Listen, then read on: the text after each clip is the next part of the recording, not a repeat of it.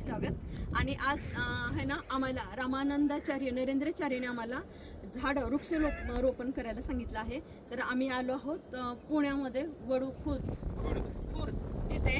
तर आम्ही झाडं लावत आहोत. तर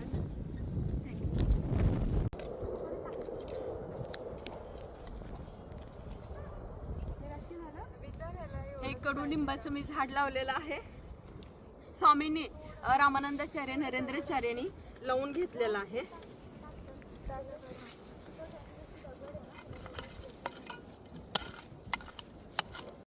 जय सियाराम.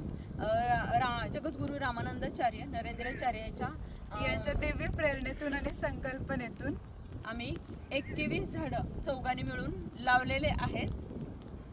जय सियाराम. जय राम.